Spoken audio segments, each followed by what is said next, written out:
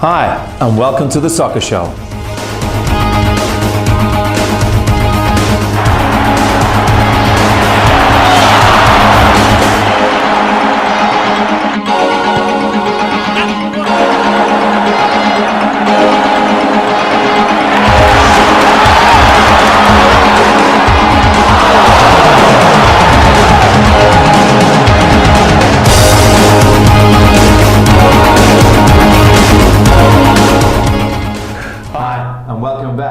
As you can clearly see, we did the draw for the Southwest Cup, and Greg, the head coach for Bromby United, stayed behind just to have a quick chat, as we say. So thanks for staying behind, Greg. Thanks for the opportunity. Now, Greg, just before we go into discussing the weekend results and the future fixtures, what's your input on the draw? Basically, what fixtures stand out? Yeah, the draw was. I've never been part of a draw live, so the emotions are like your nerves are jangling. So it was really good. We're quite happy with the draw, how it turned out. I could see you always looking at those balls numbers to see what numbers were coming out. I was 100% happy with that.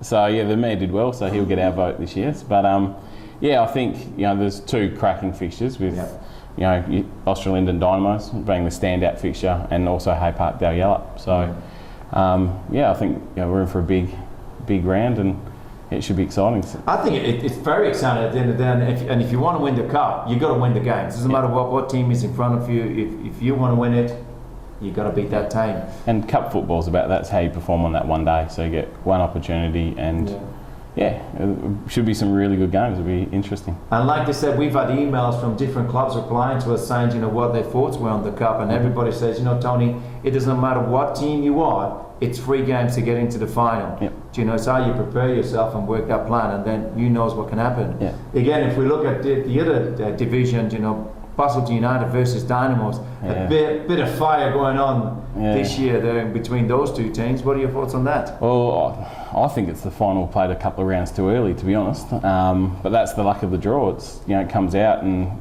that's the way it is.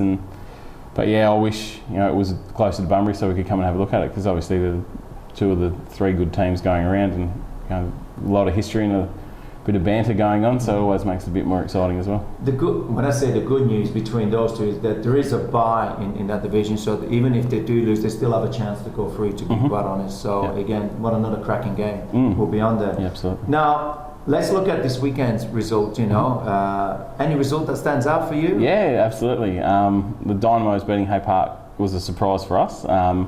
Not in terms of you guys winning, because you beat us the week prior, and we know that you guys are on the rise. But the scoreline was probably the shock, not the result, if that makes sense.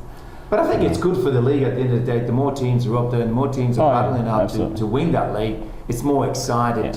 That result just makes it really hard for Hay Park now to defend their title.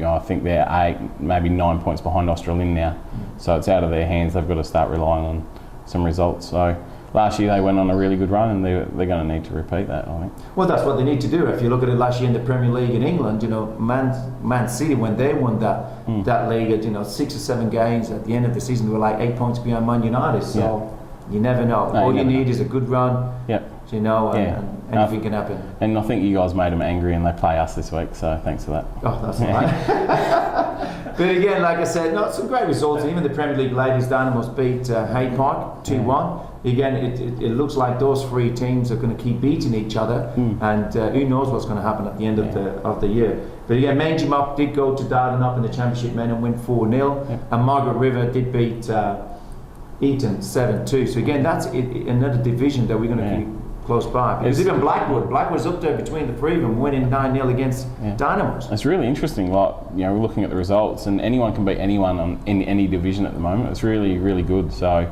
it's better than having one team that's won every game and they're miles out in front. So it's really interesting, and every game means something now. It's really good. Yeah, fantastic. Now, we looked at, discussing about the draw for the Southwest Cup, and we see that you guys have played 21 finals and won 21. Yep. I mean, it has to be in your DNA, correct? Let's be honest, because you can't just go out there and win 21 finals.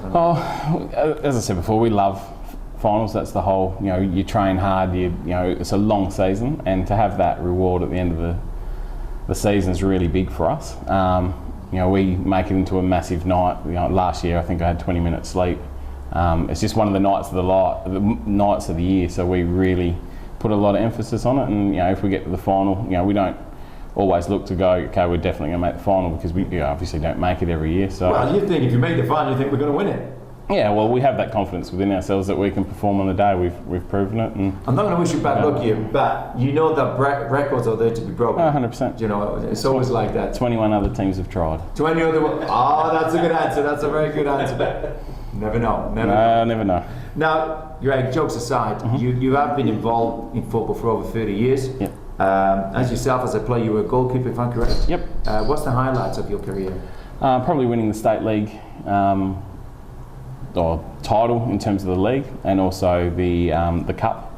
We beat Perth Italia in a final 1-0. Obviously, as a goalkeeper, you keep a clean sheet in the final, you do pretty well. So, yeah, all Bunbury boys, and yeah, we were performed in another final and took out the state league cup. So, yeah, that was a really big occasion in my footballing life. So, yeah, and obviously, starting the coaching side of it now, it's probably a bit different as well. Like, I have a lot of pride in how players develop and things like that, rather than it's just a bit different. So last year's cup final for me in terms of my coaching, it was probably my highlight for that as well. And the 20-minute sleep that you only had to. Yeah, that was great.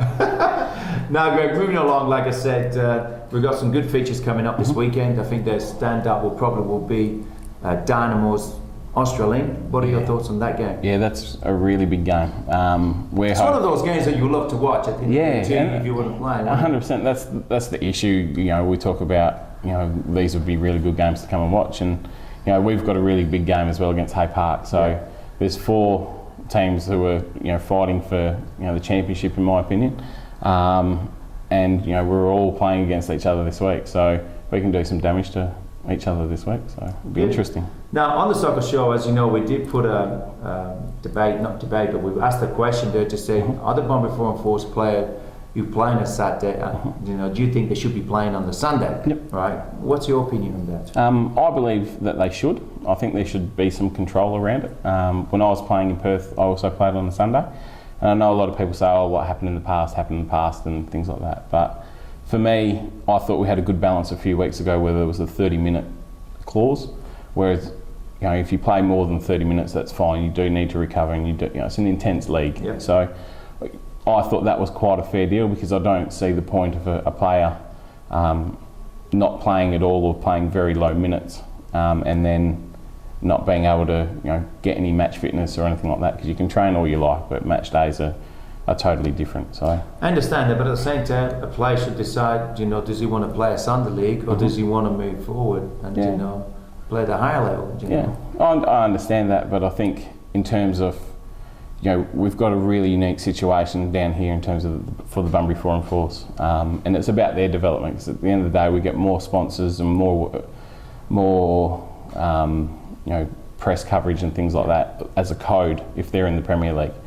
So in terms of, instead of looking at it as, okay, how's this affect teams in the Southwest, if we look at it as, how can we support the force? And if that means that a striker who... We're all supporters of the 100%. force, let's be honest, if we want them to do well, But it's more about how can we support the players? So if the players, for example, need match fitness and they're not quite there, why can't they play for a local team and get 90 minutes at a less intensity? Let's be honest, it is less intensity. They get their touch, and then when their opportunity comes in, on a Saturday, they've got some match fitness behind them. So that's my view on it. I don't know if it's right or wrong, but I thought we had a pretty good balance a few weeks ago. And but at the end of the day, it just takes, for our club, for example, it takes 3 players out of our team, and that gives 3 other kids an opportunity that might not have normally got those opportunities. Yeah.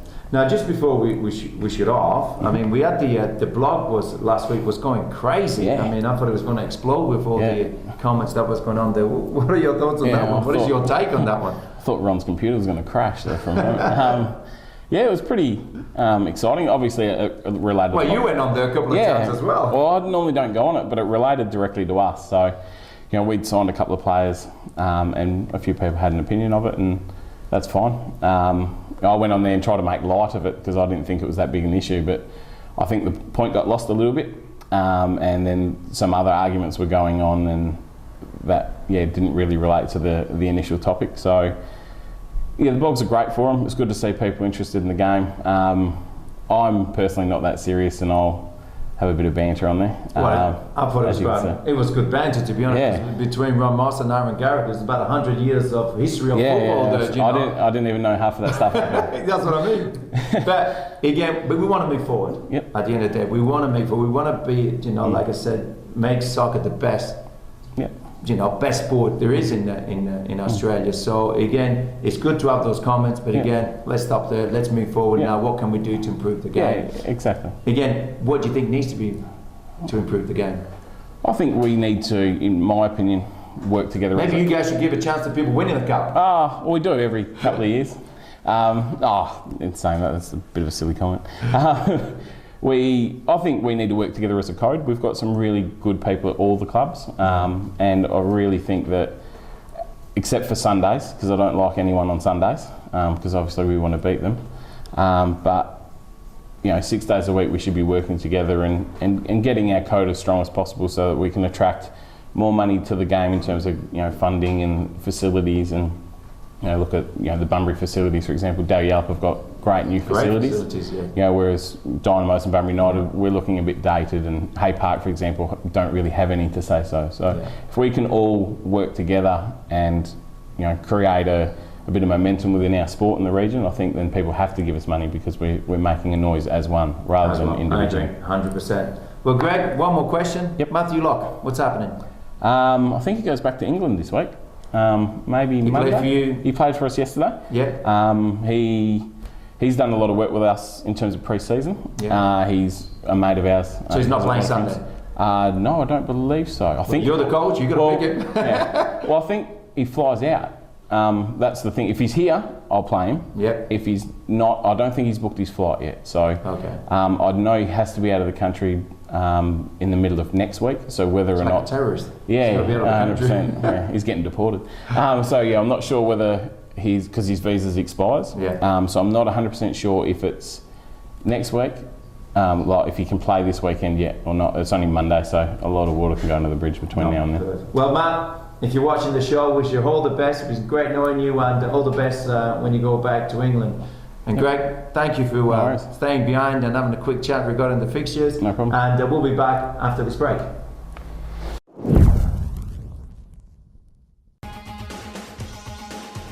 The clash between the top two clubs in the Men's Premier League proved to be one of the most entertaining matches I have witnessed this season, with both teams showing good ball skills and team cohesion, and both getting their fair share of play in the first half, until a clever flip from Chris Normington put Australind ahead. Australind's feisty goalkeeper seemed to have decided earlier on that he was going to be in control of what went on around his goal mouth, and that's basically how it stayed for most of the match. Pink Boots McGear was always a clear and present danger, 1 minute looking like he was waiting for a bus, only to be seen moments later the other end of the pitch, either making play or opening up the Dalyellup defence. But this was far from a one-man show, with their workhorse Chris Normington and striker Josh Harvey putting in a great effort, contributing 3 clever goals between them, and showing why they are on top of the table and looking like they intend to stay that way. A late penalty shot by McGear bringing up the 4th. Dalyellup played better than the final score suggested and had some great moments, but seemed unable to penetrate the Australind defence. And if not for some cat-like reflexes from their goalkeeper, the score could have really blown out. A well-deserved win by Australind sees them going clear at the top, and whilst we are still in early days, this is really starting to look like a one-horse race for the Cup.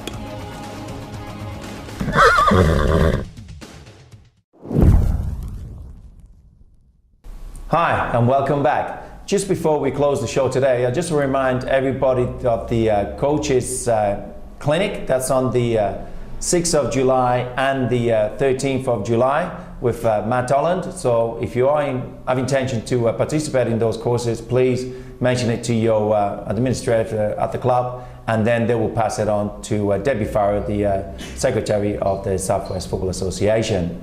Again, just want to remind everybody the Pioneer Cup is played over this long weekend on Monday, and may the best team win, as we say. Before we go, let me remind you to eat, sleep, and most importantly have fun playing football.